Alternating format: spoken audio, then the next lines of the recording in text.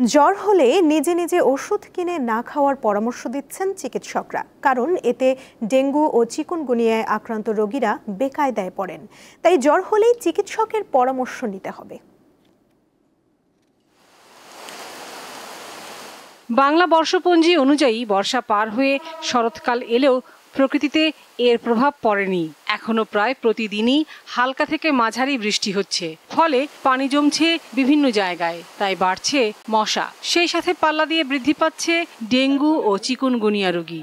পানিটা নিষ্কাশিত হতে পারছে না, উপজেলা শহর বলি, মফস্বল শহর বলি, আমাদের বাড়ির আশেপাশে বলি, এমনকি রাজধানী শহর ঢাকাতেও। তো সেগুলোর মধ্যে কিন্তু আসলে এডিস মশার লার্ভা পাওয়া যাচ্ছে এবং আমরা কিন্তু ডেঙ্গু রোগীও পেয়েছি। চিকিৎসকরা বলছেন, ডেঙ্গুর প্রথম লক্ষণ যেহেতু জ্বর, তাই অনেকেই চিকিৎসকের কাছে না গিয়ে নিজেরা ওষুধ কিনে খেয়ে বিপত্তি ডেকে আনছেন। যারা দেখাচ্ছে দীর্ঘদিন ধরে জ্বর 2-3 দিন ওয়েট করতে যাচ্ছে, বাচ্চাগুলো পরবর্তীতে একটু কমপ্লিকেটেড পর্যায়ে চলে যাচ্ছে, যা তার হয়তো ডেঙ্গু আছে। ডেঙ্গু থাকলে বাচ্চাগুলো পরবর্তীতে দেখা যাচ্ছে ডেঙ্গু যে এক্সটেন্ডেড ডেঙ্গু সিমটমগুলো আছে এর ভিতরে চলে যাচ্ছে। পরবর্তীতে বাচ্চাটা বুকে পানি নিয়ে প্রেজেন্ট করছে কিংবা পেটের ভিতরে পানি নিয়ে প্রেজেন্ট করছে, খিঁচুনি, একটা জ্বরের ভিতরে একটা খিঁচুনি হয়ে যাচ্ছে। দীর্ঘদিন জ্বর থাকলে বিশেষায়িত একটি পরীক্ষা করানোর পরামর্শ দিলেন এই বিশেষজ্ঞ।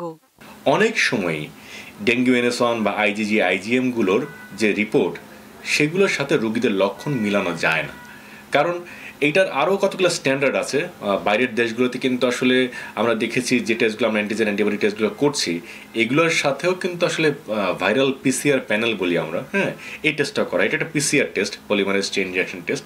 এইটা দিয়ে কিন্তু আরও আসলে নিখুঁতভাবে ভাইরাসকে আমরা নিরূপণ করতে পারি। ডেঙ্গু ঠেকাতে বাসাবাড়ি ও কর্মস্থল পরিষ্কার পরিচ্ছন্ন রাখার কোনো বিকল্প নেই বলে জানান এই দুই চিকিৎসক। লাবণী গুহ, দীপ্ত সংবাদ, ঢাকা।